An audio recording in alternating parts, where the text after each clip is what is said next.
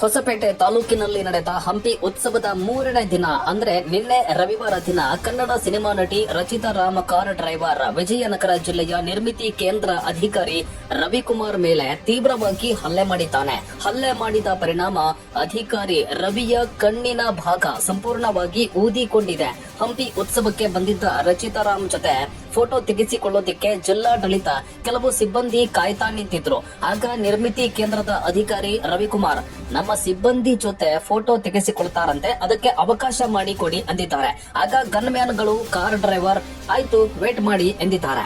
ಬಳಿಕ ಅರ್ಧ ಗಂಟೆ ಕಳೆದರೂ ಅವರೊಂದಿಗೆ ಫೋಟೋ ತೆಗೆಸಿಕೊಳ್ಳಲು ರಚಿತಾರಾಮ್ ಹಿಂಬಾಲಕರು ಬಿಟ್ಟೇ ಇಲ್ಲ. ಬಳಿಕ ಸರ್ ಆಗಿನಿಂದ ಕಾಯ್ತಾ ಇದ್ದಾರೆ ಸಿಬ್ಬಂದಿ, ಅವಕಾಶ ಮಾಡಿಕೊಡಿ ಅಂದಿದ್ದಾರೆ. ಅದಕ್ಕೆ ಕೋಪಗೊಂಡ ರಚಿತಾರಾಮ್ ಕಾರ್ ಡ್ರೈವರ್ ನಿರ್ಮಿತಿ ಕೇಂದ್ರದ ಅಧಿಕಾರಿ ರವಿಕುಮಾರ್ ಮುಖ ಕಣ್ಣಿನ ಭಾಗಕ್ಕೆ ಇದ್ದಕ್ಕಿದ್ದಂತೆ ಪಂಚು ಕೊಟ್ಟಿದ್ದಾನೆ.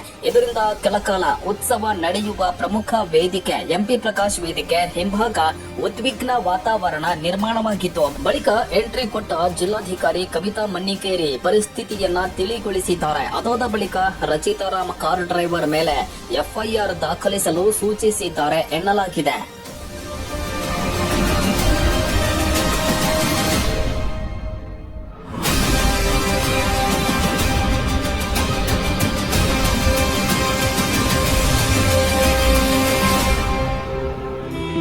ಟಿವಿ ಕನ್ನಡ ನ್ಯೂಸ್ಗೆ ಲೈಕ್ ಮಾಡಿ, ಶೇರ್ ಮಾಡಿ ಹಾಗೂ ಮತ್ತಷ್ಟು ಸುದ್ದಿಗಳಿಗಾಗಿ ಫಾಲೋ ಮಾಡಿ.